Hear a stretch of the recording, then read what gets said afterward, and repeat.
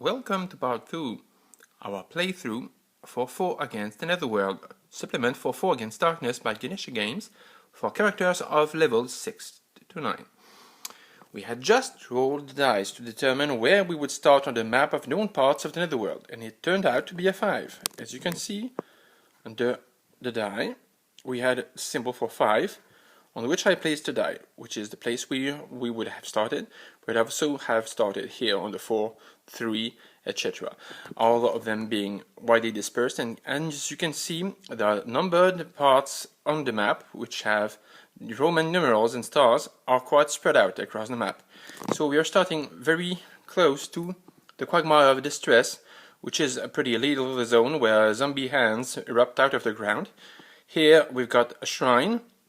Here we've got a fortification where we can meet people, mostly demonic people, and there we also have one. Unfortunately, it's full of crevices, so the only way to move from that part of the map to that one would be to go through this thin line or work through the caverns, go to a safer area, this being the Dust Sea and another dangerous zone, or take a risk and walk through the Quagmire of Distress. The good part of it is, should we encounter a monster named a Grave Shifter, characters will reappear here, so we're close enough to the start, which, anyway, it's not a good place to be. It's one of the deadliest places in the game. So, let's say, for example, we'll start by looking at our Netherworld objective. We rolled a 4, which would be Forbidden Treasure, to retrieve different Netherworld magic items. Now, a good place to get magic items would be on a shrine, since we have blasphemous ones in those places. It just so happens that we would have one just here.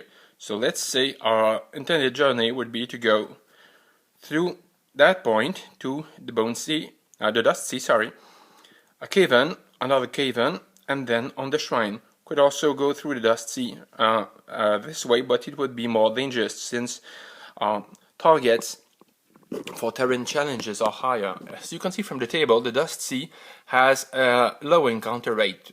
It's a 6 on the first line, which means to encounter something we need to roll a die, a 6-sided die, and we only meet a monster on roll of 6, which is good. Unfortunately, the orientation save is also a 6. That means if I want to get out of, say, that hex, I have to roll a 6 on a 6-sided die to go out. Otherwise, I'm stuck in that hex, which means I'm lost, essentially, in the sea. Fortunately, for each day after the first, the bonus adds to 1, but I could spend a very long amount of time on that zone, ending up with little to eat. I don't have any much choice anyway going through the Dust Sea, since all the hexes here are of that type, but making it 2 of them would be a little, let's say, adventurous. Comparatively, we could see the caverns are a much safer area just here, while the chances of encountering a monster are higher, 4 in 6, which is about 50%. The same goes for foraging, rest, and orientation. So, as you can see, the tables are made deliberately to be simple. In canyons, you meet a lot of more people, it's easier to forage, to rest, but it's also easier to get out, while it's exactly the contrary if you go to the Dust Sea. Likewise, the mountains or the plateau are a bit more dangerous places to go. The stealth save, it's special, it's an adjustment. It's based on a number of characters in the party. So since I started with 4 characters, the stealth save would be 4 or more. In the Dust Sea, it's more harder to make a stealth save, so since there's not much place to hide, so at 4 characters I would need a roll of 6. Unfortunately, if you rescue captives, it raises the stealth threshold a lot. Let's say you have 10 captives with you with a party of 4, it makes a basic stealth save of 14, which is not easy even on an 8-sided die. In the Dust Sea, it would rise to 16. So let's waste no more time. We have that objective of finding forbidden treasure, and we'll try to move on the Dust Sea. So I take my first move. As you can see, I'm going on the first hex here. I first look on the table to see what's going to happen now.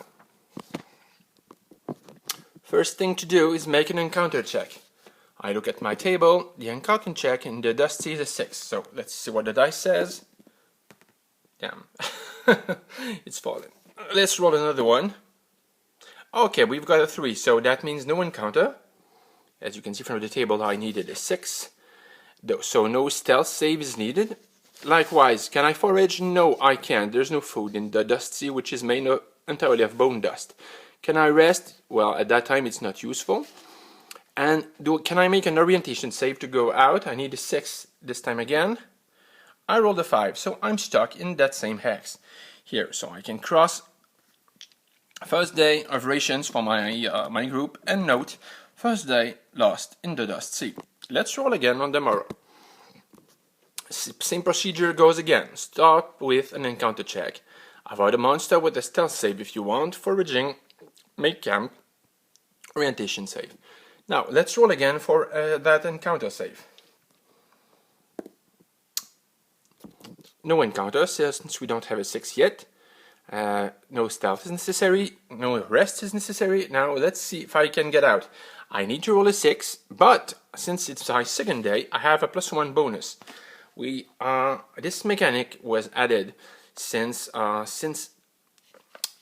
if I didn't have adjusted the levels to take in consideration the implications, you could have been stuck there forever. So just roll a 4. Unfortunately, it's not another day, so we're down to 8 rations on the map again. Rolling a third time for encounters. The roll turned out a 6. Let's see what it is. I turn out the pages on the book. I'm especially trying to find the the dusty encounter table. As you can see, I've got it just right there. It's on page 40. So I rolled 2 6-sided dice, which gives me a result of 11, which is not a very high probability. We find a petrified forest. Broken alabaster statues of terrified humanoids rise amidst the dry bone dust. You have found the lair of an Archmedusa. You have the choice to fight or flee. Since I'm a coward, I will flee. I look at note 5. Had I been courageous, I could have made another choice, but I don't want my party to die to an Archmedusa, considering that even a basic Medusa is something quite intense.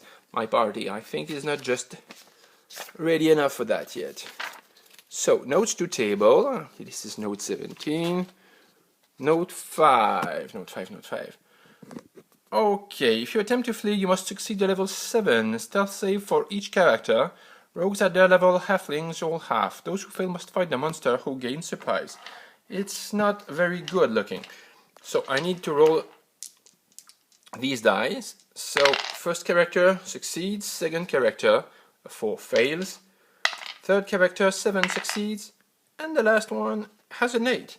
So my second character, which happens to be Zug the Ogre, that's not the right one, that's the right one, Zug the Ogre, who's second, this one has failed. So he needs to fight a monster who gains surprise. Now let's see what entry number 4 says. The Archmedusa is a boss, level 9, 10 life, 2 netherworld treasures, and 1 random magic item. At the beginning of each odd turn, all characters must save a level 5 gaze or be petrified. In comparison to a regular Medusa, this one's really a killer. So since my party is not especially good aligned, we'll just leave the ogre to fight alone and see the results. So first things first, beginning of the first turn, make a level 5 gaze save, which is failed with a 2. The ogre's petrified. Unfortunately, that means treasure can be retrieved and the rest of the party has fled. We were still, as you can notice, on the first hexagon, and this is yet the first day. So let's see, returning to the chart, second step is avoiding the monster. I could have made a stealth save, but since the stealth save was at level 7, as per the entry, it was a hard thing to do, and we didn't manage. We still can't make foraging, because it's a no. Had we been in this windswept plateau, we would have needed to roll a 5+, and had we managed to do that on a die with an 8-sided face, we would have not needed to feed on our rations, which are down to 7 right now. But I still need to make an orientation save to get out Fortunately, it's our third day, so we've got a +2 to go out of that hell hole. The black dice is a 6, yeah!